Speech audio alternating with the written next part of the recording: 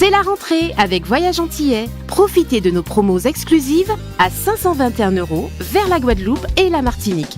Oui, vous avez bien entendu, 521 € pour partir au mois d'octobre ou novembre vers la Guadeloupe et la Martinique. Et en plus, vous bénéficiez de 46 kg en soute et de toutes les facilités de paiement pour seulement 521 €.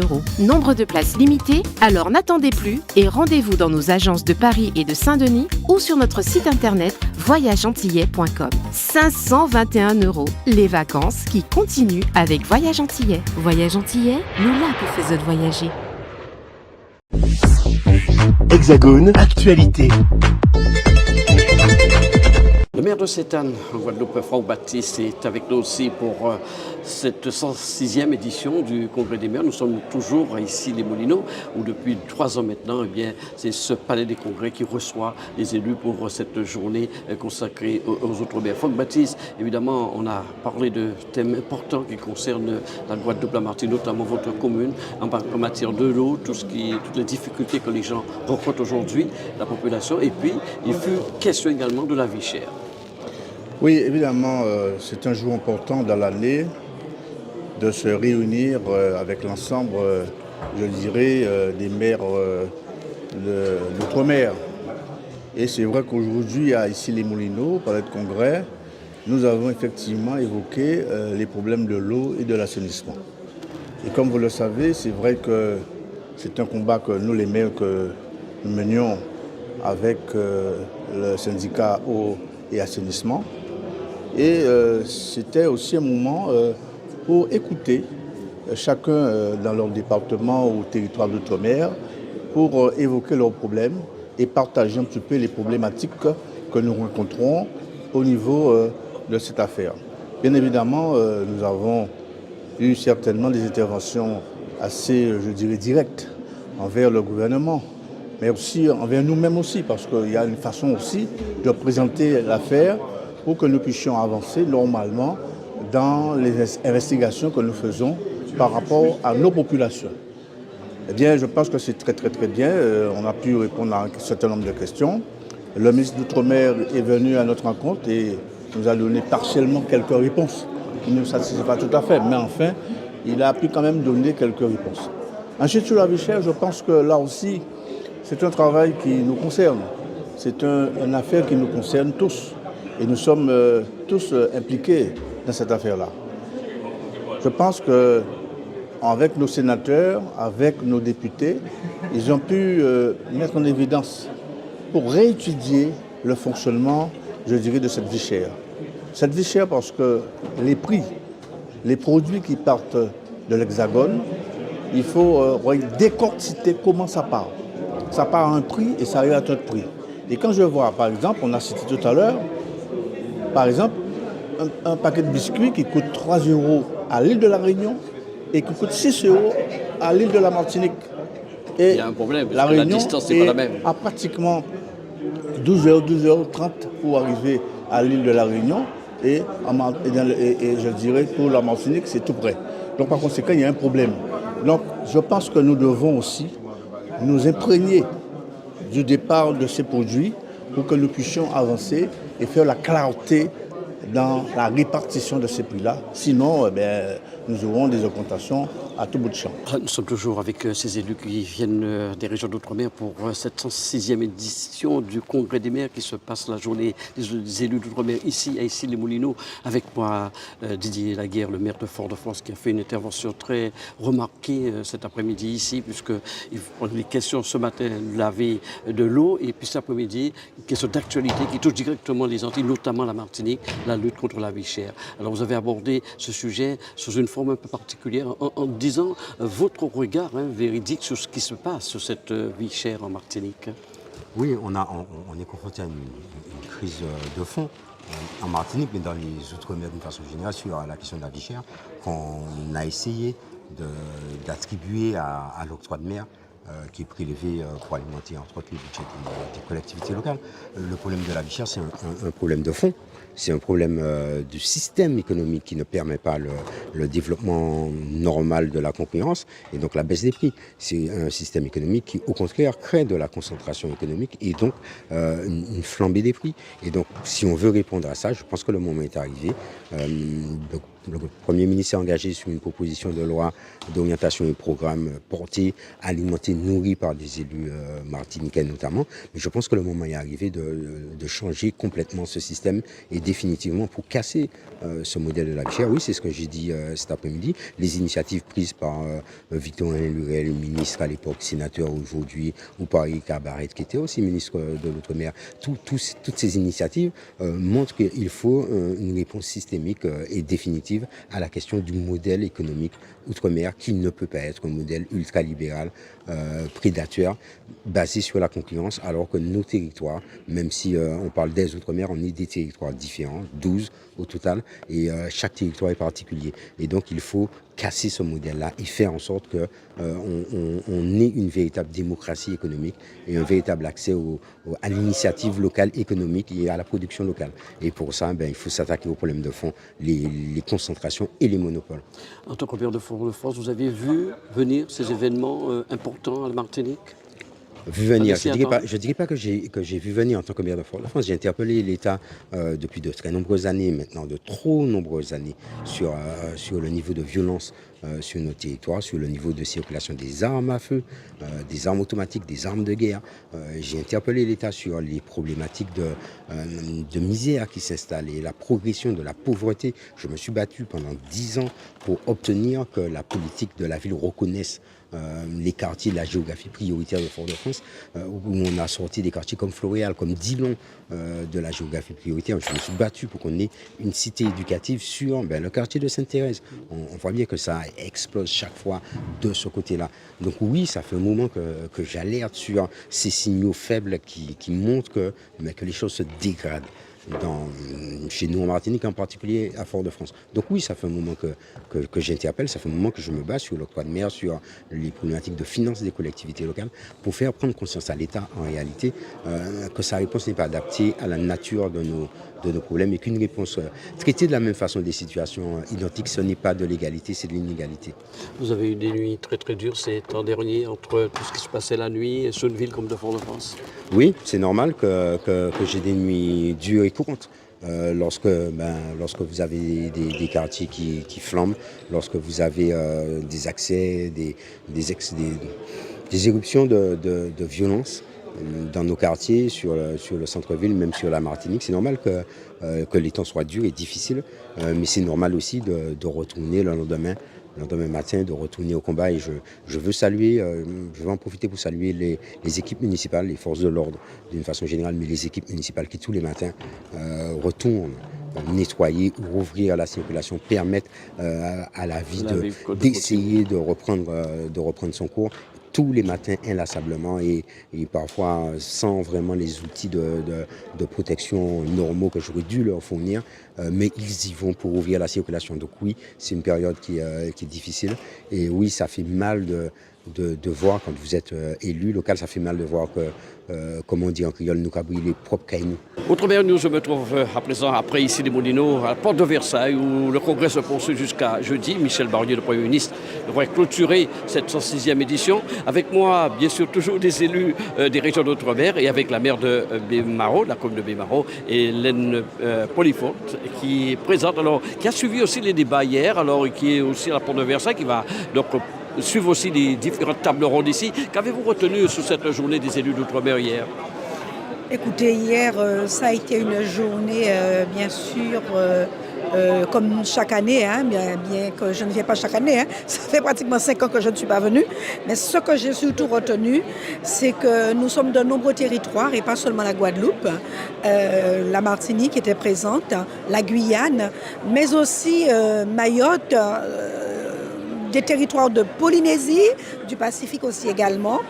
Et ces différents territoires, nous avons fait le constat que nous avons des problèmes qui sont semblables, et particulièrement les problématiques autour de l'eau.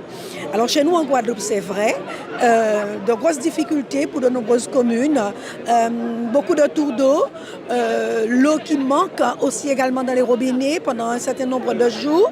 Et c'est vrai qu'à Bemao, la difficulté est moindre parce que nous avions anticipé par le passé en reprenant un certain nombre de nos canalisations, mais pour celles qui n'ont pas pu être reprises, bien entendu, pendant cette période, eh bien, quelquefois, nous avons quelques casses et des réparations, fort heureusement, qui n'excèdent pas une journée ou 2 journées et qui permettent le retour de l'eau.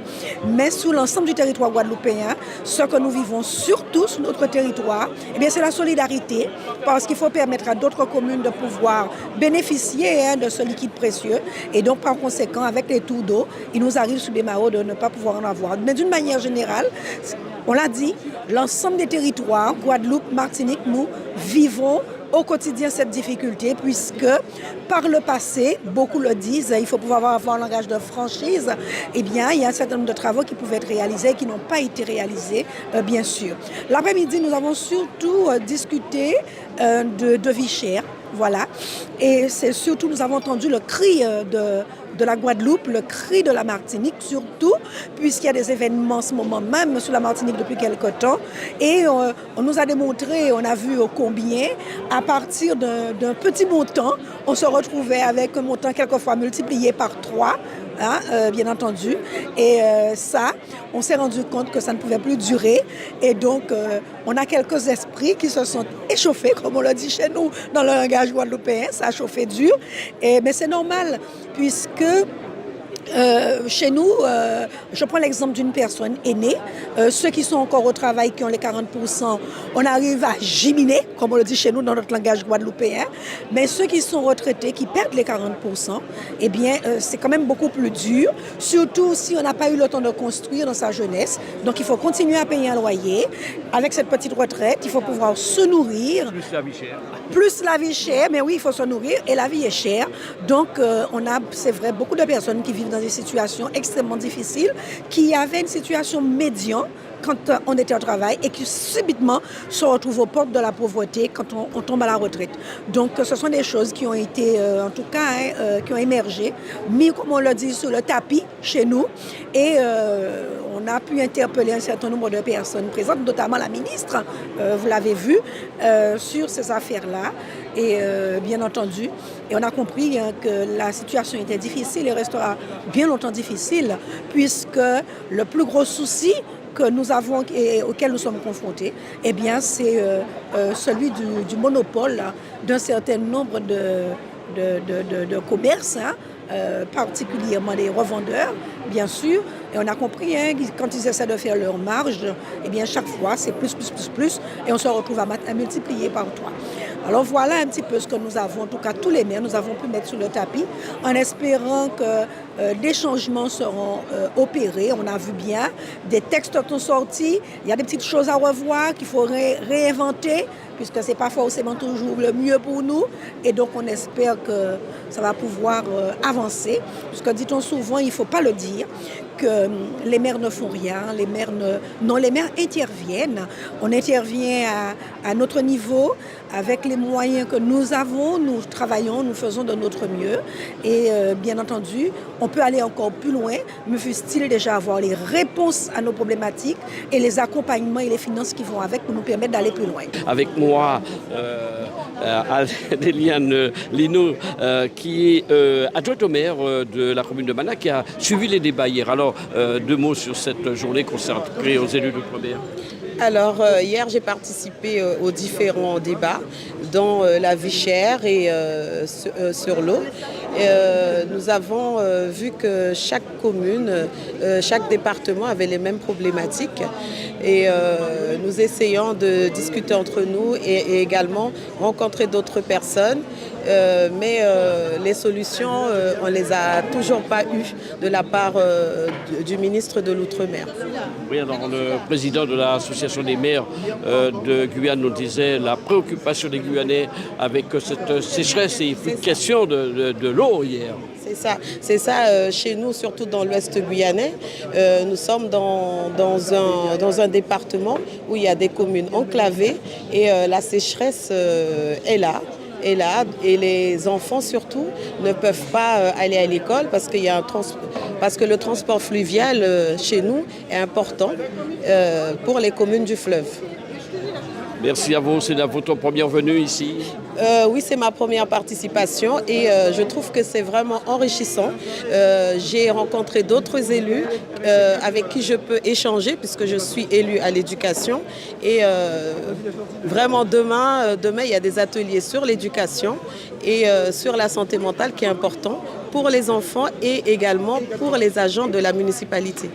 Voilà, Lucien Salibert, le président de l'Assemblée de Martinique, présent aussi pour cette 116e congrès édition 2024 à la porte de Versailles aujourd'hui. Mais hier, c'était à Issy-les-Moulineaux. Il a participé à cette journée qui était consacrée aux problématiques de l'eau et notamment de la vie chère. Alors, évidemment, on vous a entendu pousser, allez, entre parenthèses, entre guillemets, un coup de gueule hier. Expliquez-nous pourquoi vous avez tenu à faire ce coup de gueule hier. Oui, vous savez, après un certain nombre d'années, puisque comme je l'ai répété, je suis conseiller municipal depuis 2001 et aujourd'hui nous sommes en 2024, je suis aujourd'hui le président de l'Assemblée de Martinique. Je tiens à participer à ces réunions des maires d'outre-mer parce que c'est l'occasion pour nous de confronter sur l'ensemble des départements, de confronter nos problèmes. Mais il est une chose sûre, c'est que jusqu'à 2024, jusqu'à la date d'aujourd'hui, nous avons le sentiment que le gouvernement ne nous prend pas au sérieux, ne tient pas compte de ce que nous disons. Chaque année, nous répétons problème par problème, secteur par secteur, nous répétons les mêmes choses. Que ce soit sur la biodiversité, que ce soit sur l'environnement, que ce soit sur le désenclavement, que ce soit sur les finances locales, que ce soit sur l'explosion des besoins des CCAS, que ce soit sur le retard de paiement qu'on nous fait, la diminution de notre DGF, nous avons toujours les mêmes problèmes et nous nous retrouvons seuls dans les Outre-mer, seuls face à nos problèmes. Nous demandons à côté de ça, nous demandons au gouvernement, puisque vous ne pouvez pas nous aider, permettez-nous à certains moments de pouvoir régler nous-mêmes un certain nombre de sujets et de nous donner, nous, par la même occasion, un minimum de pouvoirs normatifs locaux pour pouvoir aménager et que ce soit les lois et les règlements. Donnez-nous la possibilité d'aménager les lois et les règlements pour que nous puissions nous-mêmes entreprendre notre développement. Eh bien, jusqu'ici, aucune réponse. J'ai personnellement connu déjà 3 ou 4 ministres des départements d'outre-mer, Karen, Kovi, Guévenou, aujourd'hui Noël Buffet.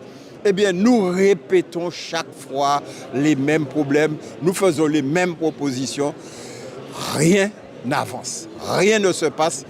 Nous avons l'impression que nous ne sommes pas pris au sérieux. Alors, que faut-il faire? Faut-il brûler comme les autres le font? Que faut-il faire dans la République? Que faut-il faire démocratiquement pour que nous soyons pris au sérieux? Je me pose aujourd'hui la question. Il y a aussi des finances, vous en avez besoin. Ça, c'est très important, on ne peut rien faire sans argent. Mais absolument, sur les finances, mais c'est chaque année, c'est 200 millions de moins qui sont versés au département d'outre-mer. Nous avons une DGF qui ne cesse de diminuer. Et alors, à côté de ça, nous avons des dépenses qui, normalement, sans recrutement supplémentaire, nous obligent à avoir beaucoup plus d'argent pour maintenir le même niveau de service à notre population. Donc nous avons un effet ciseau avec des dépenses qui augmentent de façon, avec les prix que vous connaissez des Outre-mer, des dépenses qui augmentent. Et de l'autre côté, vous avez des recettes constituées par la DGF principalement, l'octroi de mer accessoirement aussi, qui ne cessent de diminuer. Donc forcément, même si vous vous organisez pour avoir un minimum d'épargne brute, aujourd'hui vous n'en aurez plus. Parce que les dépenses augmentent plus vite que les recettes. Et pour vous, en tant qu'élu, très difficile d'expliquer tout cela à la population qui souffre parfois. Absolument, la population, il y a une forme de rupture parce que nous essayons d'expliquer, mais la population nous trouve aujourd'hui impuissants et puis a tendance à se retourner vers des sirènes. Quand quelqu'un utilise la vie chère pour pouvoir semer la panique dans notre département, bon, vous savez... que faisons-nous? Et c'est elle que la population quoi? Que faut-il faire? Est-ce que ça n'est pas donner une prime à la violence? C'est ça le problème. Avec moi, le maire de Petit-Bourg, David Nébor, qui a suivi d'ailleurs les débats hier sur la vie chère et notamment les problématiques de l'eau aux Antilles, notamment en Guadeloupe. Alors qu'avez-vous retenu sur cette journée, M. Nébor? Alors hier, il n'y a pas eu d'annonce fracassante de la part du ministre s'agissant de cette problématique. Nous, en Guadeloupe, c'est vrai que nos élus municipaux, nous avons exprimé une exigence, nous avons exprimé notre insatisfaction de la gestion des réseaux d'eau. Aujourd'hui, avec un nouveau président que nous avons félicité, nous sommes aussi dans l'exigence et nous sommes dans l'attente. L'attente de l'information, l'attente de la bonne communication en direction de nos populations, mais surtout la clarification quant à la programmation des travaux. Parce que nous voyons certaines évolutions qui n'ont pas forcément d'incidence favorable sur le réseau d'eau. Et aujourd'hui, cette exigence nécessite vraiment que le syndicat et les communes travaillent ensemble afin de mieux informer nos populations, mais afin surtout de mieux programmer les travaux d'urgence parce que qui mieux que les élus municipaux connaissent les difficultés au quotidien en termes de réseau d'eau potable. Et Petit-Bourg est forcément concerné par ces coupures intempestives d'eau? Petit-Bourg est concerné par les coupures intempestives, mais pas que, parce que Petit-Bourg est beaucoup concerné par le dysfonctionnement de la station d'épuration. Donc c'est un sujet environnemental, mais c'est un sujet aussi qui endigue le développement du territoire de la ville de Petit-Bourg. Et il est vrai que nous attendons beaucoup du syndicat afin qu'une vraie planification nous soit proposée pour la remise en état de cette station d'épuration. Concernant la vie chère, cette table ronde avec la délégation sénatoriale des Outre-mer? Cette table ronde était intéressante dans la mesure où, oui, les sénateurs ont avancé des propos et des propositions extrêmement importantes. Il est vrai qu'en Guadeloupe, nous ne devons pas céder à une pression qui consisterait que nous accusions des communautés, que nous accusions l'histoire et en réalité nous devons tous nous mettre en accord pour pouvoir réduire cette situation d'inflation. Mais elle n'est possible aussi que si l'État use véritablement de son autorité. Tout ne peut être expliqué uniquement par le niveau des taxes, qu'il s'agisse de la TVA, qu'il s'agisse de l'octroi de mer. Je crois que tout le monde s'accorde à dire qu'il faut s'attaquer aux marges outrancières, aux marges exagérées qui génèrent ces prix extrêmement élevés sur nos territoires de l'outre-mer et en Guadeloupe particulièrement. Alors, le congrès des maires, c'est pendant 3 jours, hormis cette journée outre-mer. Vous allez suivre l'ensemble des tables rondes, des débats. Nous savons que le Premier ministre sera là jeudi, Michel Barnier. Nous allons suivre les débats. Là, je viens de participer et intervenir à l'occasion d'un débat sur justement la gestion des infractions en matière environnementale.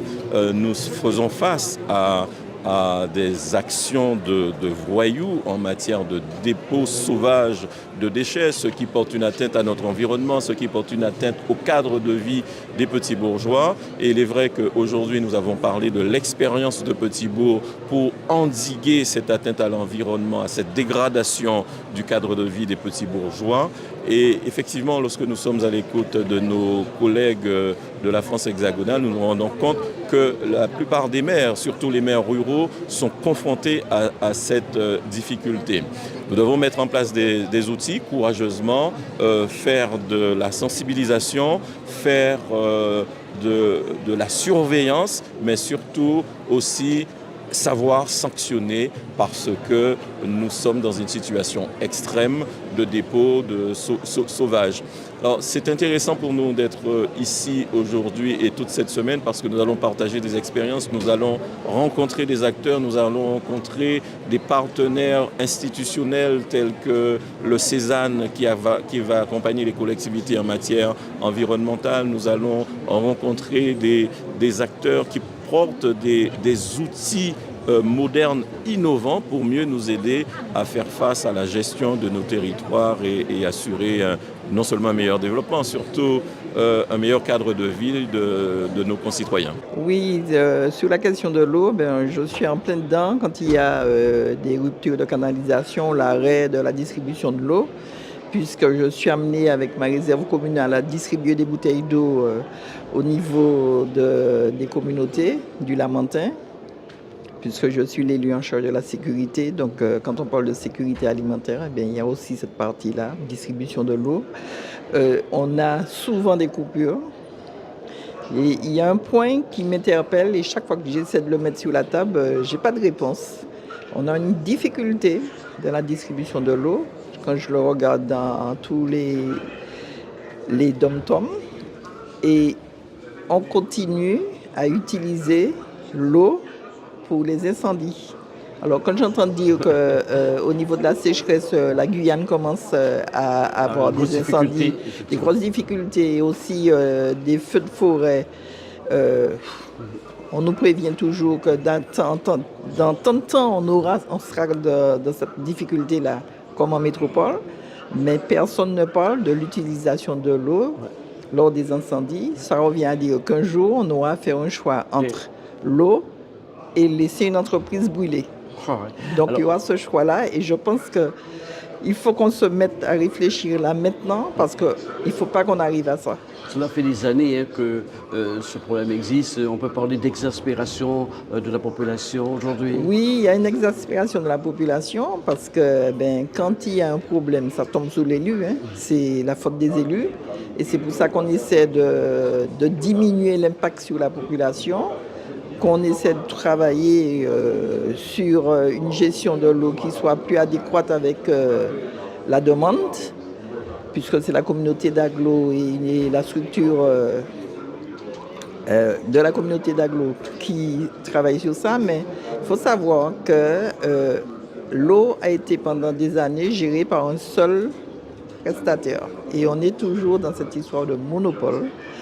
Donc c'était la SME. La vie chère aujourd'hui, aussi cet après-midi on en a parlé, c'est un problème qui concerne directement la Martinique. Alors quel a été justement, qu'est-ce que vous avez retenu sur ce thème cet après-midi? De la vie chère, est-ce que, bon ça vient sur le tapis aujourd'hui, mais est-ce qu'il fallait qu'il y ait des citoyens qui descendent dans la rue, d'autres qui brûlent partout pour qu'on puisse réaliser que la vie était chère. La vie, elle est chère depuis un moment. Depuis 2009, il y a des gens qui se battent. 2021, des gens se battent. Le résultat, c'est que chaque fois, c'est au niveau des mairies de savoir comment on va faire pour donner à manger à ceux qui n'ont pas du tout. Et vu les derniers événements que nous avons là, il faut qu'on s'attende à ce que les CCAS de Martinique, leur budget puisse flamber.